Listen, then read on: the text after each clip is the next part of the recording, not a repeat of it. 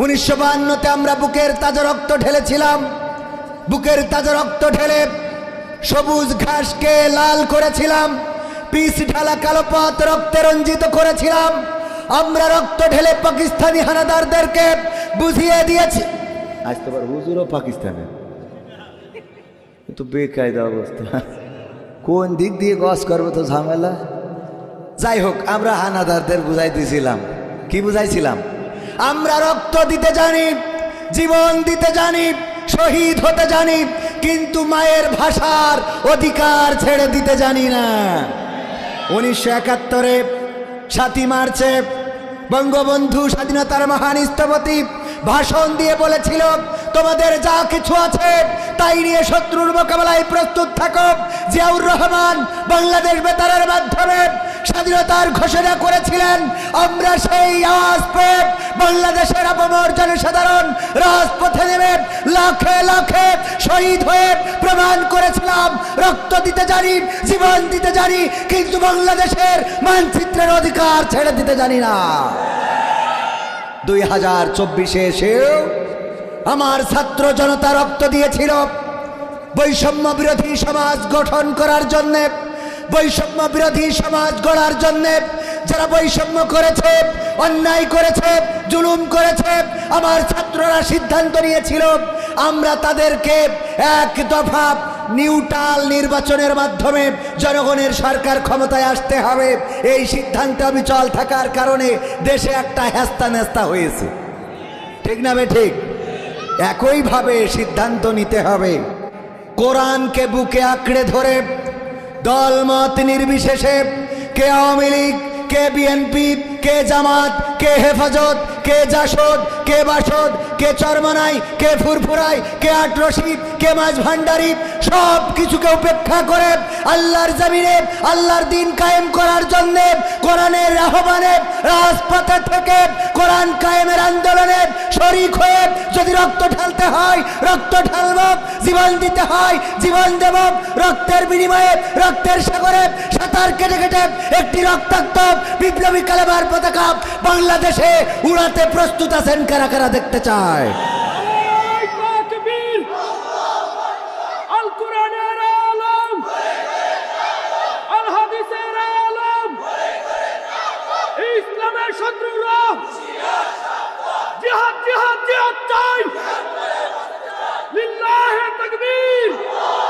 সম্মানিত ভাইয়েরা, সম্মানিত ভাইয়েরা, আমরা কোরআনে সব সমস্যার সমাধান আছে না নাই? পবিত্র কোরআন দিয়েছেন। আজ মোবাইল কোম্পানি মোবাইল বানিয়েছে, চার্জার দিয়েছে না দেয় নাই? চার্জার দিয়েছে। যে ইঞ্জিন বানিয়েছে সেটা স্টার্ট করার জন্য একটা হ্যান্ডেল বলে আমাদের এদিকে। আপনারা কি বলেন? আপনারাও হ্যান্ডেল বলেন। এটা দেয়। এখন এই হ্যান্ডেল লাগানোর জন্য একটা জায়গা আছে না নাই? ওই জায়গায় না লাগায় উল্টো পাশে যদি লাগায় সারাদিন ঘুরায় আর হাফিজুর রহমান সিদ্দিকী হুজুর উস্তাদজির কাছ থেকে দোয়া নিয়ে যায়, ও কি স্টার্ট হওয়া সম্ভব? কথা কারণ স্টার্ট হবে? চরমনার পীর সাহেবের কাছে গেলে, জামাতের আমিরের কাছে গেলে, তার মানে যেইটা যেখানে দরকার সেইটা সেখানে লাগানোর দরকার আছে না নাই? তো আল্লাহ জমিন সৃষ্টি করেছেন, আসমান সৃষ্টি করেছেন, আর এর মাঝখানে খলিফা সৃষ্টি করেছেন। ওয়াইয ক্বালা রাব্বুকা লিল মালাইকাতি ইন্নী জাইলুন ফিল আরদি খলিফা। আল্লাহ বললেন, ওগো ফেরেশতা, একটু মিটিংয়ে বসো, কথা আছে। কি কথা? আমি জমিনে খলিফা পাঠাতে চাই। খলিফা মানে কি? প্রতিনিধি। প্রতিনিধি কার প্রতিনিধি? আল্লাহর প্রতিনিধি। তো আল্লাহর প্রতিনিধি যারা, তারা এসে যদি আমার চেয়ারম্যান সাহেব পাঠাইছে এক জায়গায় একটা খবর দেওয়ার জন্য, যে যাও আজকে বলবা যে আওয়ামী লীগের মিছিল হবে কুমিল্লায়, সে যেন আসে। আমি যেই বললাম বিএনপির খালেদা জিয়ার সমাবেশ আছে, ওখানে যাইস, তাহলে আমি কি চেয়ারম্যানের প্রতিনিধি থাকলাম? কথা কয় না? থাকলাম। প্রতিনিধি তো সে যে ওখানে যেয়ে বলবে যে আজকে এতে যাত্রাবাড়ি গাড়ি ভাঙতে হবে। কথা কয় না? যাত্রাবাড়ি আজকে গাড়ি ভাঙতে হবে, গড়ে শিগগিরই জাতি হবে, এই কথা যে বলবে, মানে যে বলি দেবে, ওইটাই সেম মেসেজ সেখানে দেওয়ার দরকার আছে না নাই? শুধু দেবে না, ওইটা কার্যকরেও ভূমিকা রাখবে। এই হলো প্রতিনিধি। আমরা আল্লাহর প্রতিনিধি, খলিফা সেই যে বসে আছি। আরে বাবা, পার পরে পা তুলি আল্লাহর খলিফা। অথচ আল্লাহ বলছে যে আমি খবর পাঠালাম, আমার বিচার ফাইসাল্লা আমার কোরআন দিয়ে করা লাগবে। ও এসে ডক্টর কামাল দিয়ে একটা সংবিধান লিখেছে। কথা কয় না? লিখেছ না লিখে নাই? যে কি করলে কি হবে, দর্শনে সেঞ্চুরি করে তাও শাস্তি হয় না। চুরি করে দালান ভর্তি করে ফেলেছে, পুলিশ গেছে বাস্তাবন্দি করে টাকা সাগরে ভাসাই দিয়েছে, এরপরেও চোরের বিচার আল্লাহর আইন দিয়ে যারা বিচার ফায়সালা করে না ওরা আল্লাহর প্রতিনিধিও থাকতে পারে। সুতরাং বিচার ফায়সালা হবে কি দিয়ে? সমাধান খুঁজে খুঁজে ক্লান্ত হয়েছ যারা, সমাধান যদি পেতে চাও সব পথ গিয়ে ভুলে কোরআন দেখো খুলে, সমাধান যদি নিতে চাও সমস্যা যত সব দূর করে দিবে রব, সমস্যা যত সব দূর করে দিবে রব, যদি তুমি যাও চেয়ে যাও সমাধান। সমাধান খুঁজে খুঁজে ক্লান্ত হয়েছ যারা, সমাধান যদি পেতে চাও সব পথ গিয়ে ভুলে কোরআন দেখো খুলে, সমাধান যদি নিতে চাও। কোরআন ধরি না বলে, কোরআন পড়ি না বলে চারিদিকে হই লাঞ্ছিত, কোরআন জানি না বলে, কোরআন মানি না বলে সব অধিকার বঞ্চিত। কোরআন ধরি না বলে, কোরআন পড়ি না বলে চারিদিকে হই লাঞ্ছিত, কোরআন জানি না বলে, কোরআন মানি না বলে সব অধিকার বঞ্চিত। মরিচিকার পিছে না ঘুরে মিছে মিছে, মরিচিকার পিছে না ঘুরে মিছে মিছে, কোরআনটা খুলে দেখে না সমাধান। সমাধান খুঁজে খুঁজে ক্লান্ত হয়েছ যারা, সমাধান যদি পেতে চাও সব পথ গিয়ে ভুলে কোরআন দেখো খুলে, সমাধান যদি নিতে চাও। কোরআনেই বলা আছে কোন পথে চলবে, কোন পথে মিলবে মুক্তি, কোরআনেই লেখা আছে কোন পথে শান্তি, কোন পথে আসবে শক্তি। কোরআনেই বলা আছে কোন পথে চলবে, কোন পথে মিলবে মুক্তি, কোরআনেই লেখা আছে কোন পথে শান্তি, কোন পথে আসবে শক্তি। আলে আর আলোয় প্রতারিত না হয়ে, আলে আর আলোয় প্রতারিত না হয়ে কোরআনটা খুলে দেখে না সমাধান। সমাধান খুঁজে খুঁজে ক্লান্ত হয়েছ যারা, সমাধান যদি পেতে চাও সব পথ গিয়ে ভুলে কোরআন দেখো খুলে, সমাধান যদি নিতে চাও। কোরআনেই খুঁজে পাবে সংসার নীতি, আর কি হবে রাষ্ট্রের নীতি, কোরআনের আইন চললে দেশে দূর হবে সব দুর্নীতি। কোরআনেই খুঁজে পাবে সংসার নীতি, আর কি হবে রাষ্ট্রের নীতি, কোরআনের আইন চললে দেশে দূর হবে সব দুর্নীতি। মানব রচিত মাতে শান্তি খুঁজো না পথে, মানব রচিত মাতে শান্তি খুঁজো না পথে, কোরআনটা খুলে দেখে না সমাধান। সমাধান খুঁজে খুঁজে ক্লান্ত হয়েছ যারা, সমাধান যদি পেতে চাও সব পথে গিয়ে ভুলে কোরআন দেখো খুলে, সমাধান যদি নিতে চাও। কোরআনেই বলা আছে কোন পথে পরাজয়, কোন পথে আসবে বিজয়, কোরআন দেখানো পথে চললে মানুষ থাকবে না তার কোনো ভয়। ঠিক না বেঠে? ভয় কি থাকবে? কোরআনেই বলা আছে কোন পথে পরাজয়, কোন পথে আসবে বিজয়, কোরআন দেখানো পথে চললে মানুষ থাকবে না তার কোনো ভয়। দুনিয়া খেরাতে শান্তি পাবে তাতে, দুনিয়া খেরাতে শান্তি পাবে তাতে, কোরআনটা বুকে তুলে না সমাধান। সমাধান খুঁজে খুঁজে ক্লান্ত হয়েছ যারা, সমাধান যদি পেতে চাও সব পথে গিয়ে ভুলে কোরআন দেখো খুলে, সমাধান যদি নিতে চাও। সব সমস্যার সমাধান যারা বলেননি তাদের বিশ্বাস হয় নাই। বিশ্বাস হয়েছে? বিশ্বাস হয়, হয়। তাইলে একটু জোরে বলেন, সব সমস্যার সমাধান, সব সমস্যার সমাধান। আর এই কোরআনের সাথে যারা দ্বন্দ্ব করে, সংঘাত করে, সংঘর্ষ করে, কোরআন বলার কারণে, পড়ার কারণে, ব্যাখ্যা করার কারণে, তাদের সাথে আমরা আপোষ করব? দাড়িওয়ালা হইলে আপোষ করব, টুপিওয়ালা, পাঞ্জাবিওয়ালা, জুব্বাওয়ালা, কোনোটাতে আপোষ হবে না। কোরআনের সাথে যারা করবে দ্বন্দ্ব, তাদের সাথে কবু হবে না আপোষ। হবে? কোরআনের সাথে যারা করবে দ্বন্দ্ব, তাদের সাথে কবু হবে না আপোষ। জেল জুলুম হলেও হবে, জেল জুলুম হলেও হবে, বিবেকের কাছে তবু রব নির্দোষ। আমার রবের কাছে রব নির্দোষ, মহান প্রভুর কাছে রব নির্দোষ। কোরআনের সাথে যারা করবে দ্বন্দ্ব, তাদের সাথে কবু হবে না। কোরআনের কথা যারা বলে যায় আজ, তাদের দমাতে কত ফন্দি, কাউকে ধরে নিয়ে দিয়েছে ফাঁসি, কাউকে রেখেছিল বন্দি। কোরআনের কথা যারা বলে যায় আজ তাদের দমাতে কত ফন্দি, কাউকে ধরে নিয়ে দিয়েছে ফাঁসি, কাউকে রেখেছিল বন্দি। হক কথা বললেই জ্বলে যায় গাব, কোরআনের কথা সইতে পারে না। হক কথা বললেই জ্বলে যায় গাব, কোরআনের কথা সইতে পারে না। জানি না তাদের আমাদের পরে কেন এত আক্রোশ, আছে না নাই? জেল জুলুম হলেও হবে, জেল জুলুম হলেও হবে, বিবেকের কাছে তবু রব নির্দোষ। আমার রবের কাছে রব নির্দোষ, মহান প্রভুর কাছে রব নির্দোষ। কোরআনের সাথে যারা করবে দ্বন্দ্ব তাদের সাথে কবু হবে না। কোরআনের কথায় আজ বলতে গেলে আসছে বাধা কত ভাবে, কোরআন প্রেমিকেরা হাতে রেখে হাত সামনে এগিয়ে যাবে।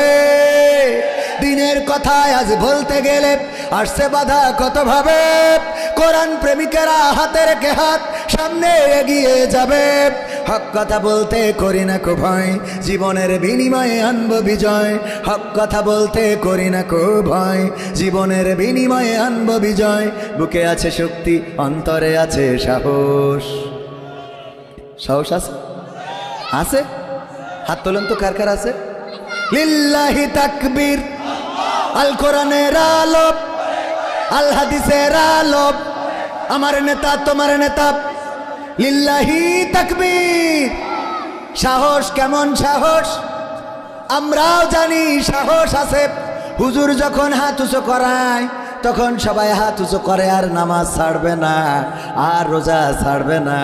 কিন্তু হাত উঁচু করার পরে পরের দিন ফজরের আজান হয়, আর শয়তান কাটি করে যে আজকে না কালকেতে পড়ব।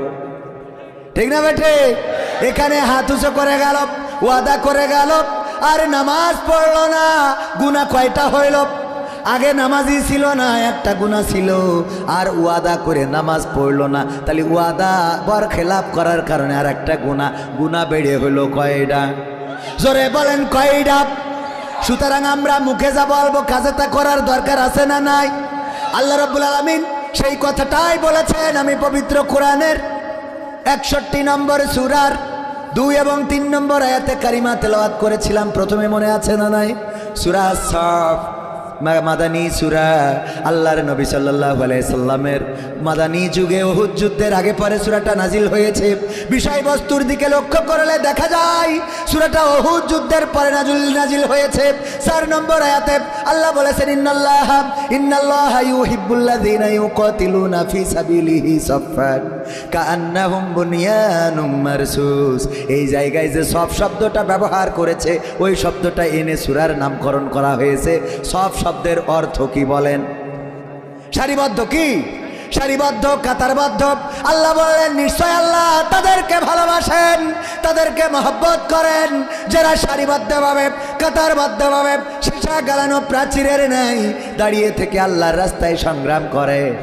আল্লাহ তাদেরকেই মহব্বত করেন। বলেন সুবহানাল্লাহ। এই আয়াতের আগের 2টা আয়াত 2 এবং 3 নম্বর আয়াতে আল্লাহ বলছেন, ইয়া আইয়ুহাল্লাযীনা আমানু লিমা তাকুলুনা মা লা তাফআলুন। ওগো ঈমানদারেরা, এমন কোন কথা বলো না যেই কথা তোমরা কাজে পরিণত করো না। কথাটা কার? আমরা এমন কথা বলি না কথা কয় না। বলি মানে কি? আমাদের বেদোষ বেশি। হুজুর আজ করে চলে যাচ্ছে, অথচ হুজুরের মধ্যে আমল নাই। 1 নম্বরে আমি, তারপরে নম্বর দেন। 1 নম্বরে আমার রাখেন, কারণ আমি যে একেবারে হাজী সাহেব তা মনে করলে হচ্ছে না। আমি কতটুকু হাজী জানেন কে? জীবনে এমন অনেক গুনাহ আছে যেই গুনার খবর মা যদি জানতো ভাত রান্না করে খাওয়াতো না, বাবা যদি জানতো বাড়িতে ঢুকতে দিত না, গ্রামের মানুষ যদি জানতো বিচার সালিশ বসাতো, বন্ধুরা যদি জানতো ঘৃণা করতো। আহারে দোস্ত, তুমি এমন গুনাহগার, তুমি এমন অপরাধ করেছো। যদি স্ত্রী জানতো একসাথে এক ঘরে ঘুমাতো না, এক খাটে ঘুমাতো না। এমন অনেক অপরাধ আছে যেই অপরাধ পৃথিবীর কেউ জানে না। জানেন কি? বুকে হাত দিয়ে একটু চিন্তা করেন, কত অপরাধ আছে। অপরাধ গুনার যদি গন্ধ থাকতো, গুনাহ থেকে যদি গন্ধ বের হইতো, তাইলে আমি কবির বিন সামাদ এই চেয়ারে আশেপাশে ইনারা থাকতেন না। জ্বালায় বাঁচা যায় না।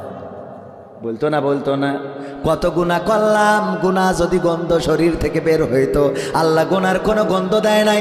এমনকি গুনাহগুলো গোপন রেখে দিয়েছেন, প্রকাশ করে দেয় নাই, আল্লাহ গোপন রেখেছেন। শুধু তাই না, বিশ্ব নবী সাল্লাল্লাহু আলাইহি সাল্লামকে দিয়ে আল্লাহ রাব্বুল আলামিন আবার বলিয়েছেন, কোনো ভাই যদি কোনো ভাইয়ের গুনাহ গোপন রেখে দেয়, আল্লাহ পরকালের ময়দানে ওই বান্দার দোষ ত্রুটি গোপন রেখে দেয়। বলেন সুবহানাল্লাহ। ইসলামটা কত সুন্দর। যদি কেউ কারো দোষ গোপন রেখে দেয়, আল্লাহ তার দোষ পরকালের ময়দানে গোপন রাখবেন। বলেন সুবহানাল্লাহ। আর আমাদের কাজ হলো, ভুল করেছে কি করিনি, স্লিপ অফ টাং হয়ে গেছে, কোনোভাবে কথাটা বের হয়ে গেছে, এবার টক অফ দ্য টাউন। হ্যাঁ, আমির হামজা এই বলেছে, হাফিজুর রহমান ওই বলেছে, জয় বাংলা। কে আছে না নাই? সারা আওয়াজ ভাইরাল হয় না, এক পিস্তি স্লোগান দিয়েছে জয় বাংলা, ভাইরাল হয়েছে না হয় নাই? হ্যাঁ, এটা ভাইরাল। আমাদের কাজ হলো নেগেটিভ কিছু হইলেই সেটাকে প্রমোট করা, সেটাকে ভাইরাল করা। আল্লাহ রাব্বুল আলামিন বলেছেন এমন কথা, অথচ আমরাই ওয়াজ করি। গীবত কেউ করবেন না, কারণ গীবত করা আপন মৃত ভাইয়ের মাংস খাওয়া। বলে নাউজুবিল্লাহ। আল্লাহ রাসূল সাল্লাল্লাহু আলাইহি সাল্লাম বিশ্বনবী বললেন যে তোমরা কি তোমাদের ভাইয়ের গোশত খাওয়াটাকে পছন্দ করো? সাহাবী বললেন না। আল্লাহ রাসূল বললেন তাহলে তোমরা গীবত ছেড়ে দাও, গীবত করো না। আমরা এই ওয়াজ শোনাই যে আবার বলতেছি ও হুজুর অত ভালো না, ও হুজুরি মুরাব্বি, ঠিক না বে ঠিক? করি না। বিষেদগার। এ বলে এ ভালো না, ও বলে ও ভালো না, আল্লাহ জানে কে ভালো। এই এ ভালো না ও ভালো না করতে করতে আমাদেরই যে ক্রেডিট লস হচ্ছে। এই জন্যে আল্লাহ বলেছেন যে আইয়ুহাল্লাযীনা আমানু লিমা তাকুলুনা মা লা তাফআলুন। দেখেন, আবার যদি বর্তমান সময়ের একটা উদাহরণ দিই তাও আপনারা বুঝতে পারবেন। ধরেন আমি এখানে আজকের মাহফিলের কি আকর্ষণ, কি আকর্ষণ মানে কি?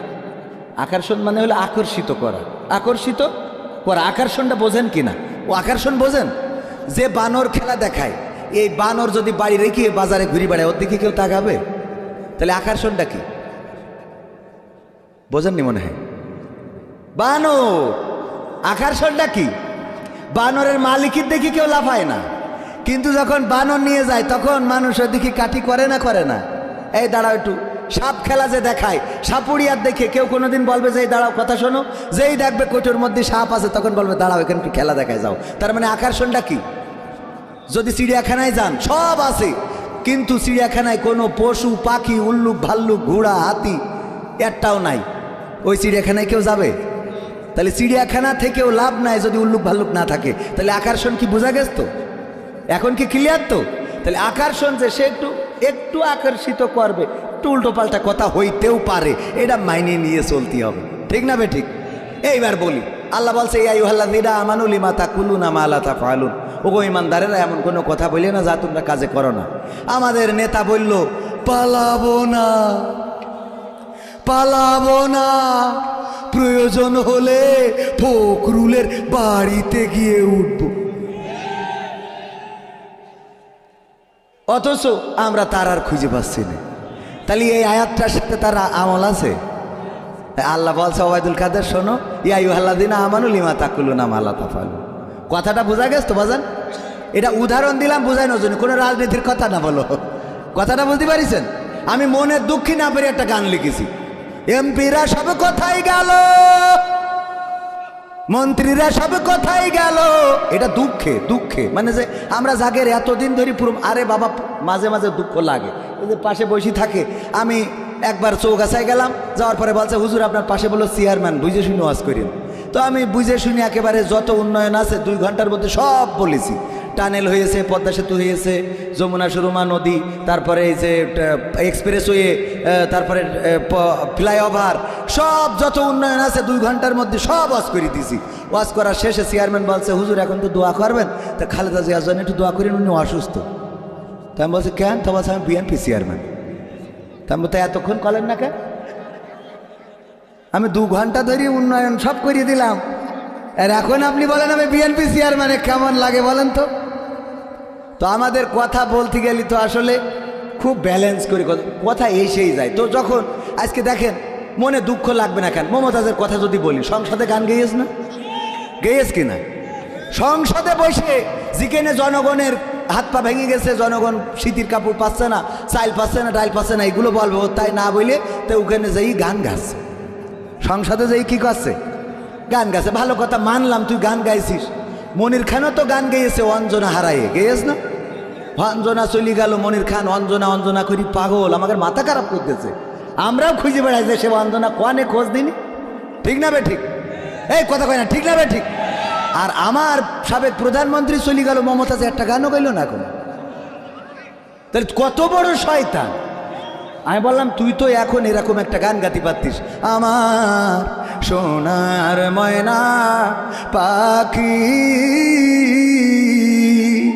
কোন বা দোষে দাদার দেশে গো, এই দেশে আমরা কেমনে থাকি রে আমার সোনার ময়না পাখি। ঠিক না বেঠে? এই গানটা গাইলেও তো বুঝতাম যে তুই এতদিন যার খাইছিস তার গালি, এতদিন যার খাইছিস তার কি করলি? কথা কয় না। সব তেলবাজি করে করে নিয়ে গেছে। আর আমরা যারা সারা জীবন সরকারের ভালো চাইছি, আমাকে ধরি ধরি কাটি খুইলেছে। ঠিক না বে ঠিক? আমরা ভালো চাইছি, বোঝে নাই, বোঝে নাই, কাছের শত্রুগুলোকে চিনতে পারে নাই। বাবাকে হত্যা করেছিল যেই কাছের মানুষগুলো, আজকে দেশ থেকে বিতাড়িত করেছে ওই কাছের মানুষগুলো। আর যারা ভালো চাইছে ওকে সব ধরি ধরি জেল খাটাচ্ছে। ঠিক না বে ঠিক? কোথায় গেল এমপিরা সব, কোথায় গেল মন্ত্রীরা সব, কোথায় কাদের কাকা, তাদের সারা দেশটা এখন লাগে ফাঁকা ফাঁকা। পালাবো না, পালাবে না, পালাবে না, যাই না তবু দেখা, পালাবে না, পালাবে না, যাই না তবু দেখা, তাদের সারা দেশটা এখন লাগে ফাঁকা ফাঁকা। আইন মন্ত্রী আটকে গেল আইনেরই ফাঁকে, দাড়ি ছাড়া দরবেশের ভণ্ড ভণ্ড লাগে। আইন মন্ত্রী আটকে গেল আইনেরই ফাঁকে, দাড়ি ছাড়া দরবেশের ভণ্ড ভণ্ড লাগে। শুনছি কত নেতা নেত্রী খাইতেছে ভাই ডান্ডা, বিচারপতি কালামানিকের ফাটিয়েছে আন্ডা। পলকের ঝলক গেল, পলকের ঝলক গেল, বাচ্চা দোয়া করিয়ে দিত। পলকের ঝলক গেল থামিয়ে নেটের চাকা, তাদের সারা দেশটা এখন লাগে ফাঁকা ফাঁকা, ওদের সারা দেশটা এখন লাগে ফাঁকা ফাঁকা। কই গেল সেই সংসদেতে মমতাজের গান, কোথায় গেল হজরত বলা শামীম ওসমান? খেলা হবে, খেলা হবে। কই গেল সেই সংসদেতে মমতাজের গান, কোথায় গেল হজরত বলা শামীম ওসমান? ইনু মেনন দীপু মনি আছে কারাগারে, বাপ করিলেও পাপ কখনো ছাড়ে কি আর তারে। কোথায় গেল স্পিকারের, কোথায় গেল স্পিকারের দৃষ্টি আঁকা বাঁকা, তাদের সারা দেশটা এখন লাগে ফাঁকা ফাঁকা, ওদের সারা দেশটা এখন লাগে ফাঁকা ফাঁকা। কোথায় গেল আরাফাত আর ব্যারিস্টার সুমন, কথা বলার সময় তারা করে নিয়োজন। গরু বেচছি টাকা দিব, তোমরা খালি খাইলিব। কই গেল সেই আরাফাত আর ব্যারিস্টার সুমন, কথা বলার সময় তারা করে নিয়োজন। মুরগি কবির খাইছে ধরা, জাফর কোথায় আছে? গোপনে গোপনে কি সেও গেল মোদি দাদুর কাছে? কোথায় গেল এস আলমের, কোথায় গেল এস আলমের কাড়ি কাড়ি টাকা, তাদের সারা দেশটা এখন লাগে ফাঁকা। ঠিক না বে ঠিক? এটা মনের দুঃখে লিখেছি ভাইরা আমার, এটা মনে কিছু করা যাবে না, কারণ আমি যখন ওদের পাইনি আমার খুব খারাপ লেগেছে, চলে গেল কেন। তো এখন কথা হলো দুইটা গানের অনুরোধ আছে, আমি চিনি না আজহারি, চিনি না আনসারি। এই গানটা কি শোনাবো? শোনাতে হবে, কারণ আজকে হাফিজুর রহমান সিদ্দিকী হুজুর কুয়াকাটা মুহতারাম, উনার সাথে আমার এটা প্রথম স্টেজ। ইতিপূর্বে উনার সাথে এক স্টেজে মাহফিল করা হয় নাই, কিন্তু একসাথে দেখা হয়েছে অনেকবার। তার মধ্যে এয়ারপোর্টে দেখা হয়েছে, এবার মদিনায়ও দেখা হয়েছিল। ভাইজান বুকের মধ্যে জড়িয়ে ধরেছেন কয়েকবার। ওনার ভালোবাসা আন্তরিকতা আমাদের আসলে ওনাকে নতুন করে চিনতে শিখিয়েছে। আল্লাহ রাব্বুল আলামিন আল্লাহর এই রাহবারকে নেক হায়াত দান করুন, বলেন আমিন। আল্লাহ রাব্বুল আলামিন যেন তার এই প্রিয় বান্দাকে সারা বাংলাদেশ শুধু নয় গোটা বিশ্বে যেন কোরআনের খেদমত করে যাওয়ার তৌফিক দান করেন। সবাই বলেন আমি চিনি না আজারি, চিনি না আনসারি, চিনি না আমির হামজা, কোরআনের পথে কথা বলে যারা তারাই আমার কলিজা। আমি চিনি না হাফিজুর, চিনি না হাবিবুর, চিনি না আমির হামজা, কোরআনের পথে কথা বলে যারা তারাই আমার কলিজা। বলো কেমন করে ভুলবো তাদের, যদিও বলো ভুলে যা। বলো কেমন করে ভুলি গো তাদের, যদিও বলো ভুলে যা। আমরা চিনি না সাইদি, চিনি না সাইফি, চিনি না আমির হামজা, কোরআনের পথে কথা বলে যারা তারাই আমাদের কলিজা। কেউ ছিল দূরে দূর প্রবাসে, কেউ ছিল কারাগারে, চলার পথে কত যে স্মৃতি মনে পড়ে বারে বারে। কেউ ছিল দূরে, কেউ ছিল দূরে, কেউ ছিল দূরে দূর প্রবাসে, কেউ ছিল কারাগারে, চলার পথে কত যে স্মৃতি মনে পড়ে বারে বারে। মধুর সুরে বলতো তারা আল কোরআনের কথা, মনে পড়ে হাই বুক ভেঙে যায় হৃদয়ে চাপা ব্যথা। কবে যে আবার আসবে ফিরে বিজয়ী বীরের বেশে, লাখো কোটি প্রাণ পথ চেয়ে আছে দিনকে ভালোবেসে, কোরআন ভালোবেসি। আমরা চিনি না সাইদি, চিনি না সাইফি, চিনি না আমির হামজা, কোরআনের পথে কথা বলে যারা তারাই আমাদের কলিজা। কত যে মুমিন যায় নামাজে অশ্রু ঝরায় রাতে, লাখো লাখো প্রাণ দুয়া করে যায় নামাজে মোনাজাতে। কেঁদে বলে হাই ওগো দয়াময় শোনো ক্রন্দন ধ্বনি, দাও ফিরিয়ে যাদের মুখে কোরআনের বাণী শুনি। তোমার কথা বলতে গিয়ে মাজলুম আজ যারা, রক্তের ভাই তার চেয়ে বড় মোদের কলিজায় ওরা, মোদের কলিজায় ওরা। আমরা চিনি না হাফিজুর, চিনি না হাবিবুর, চিনি না আমির হামজা, কোরআনের পথে কথা বলে যারা তারাই আমাদের কলিজা। ঠিক না বে ঠিক?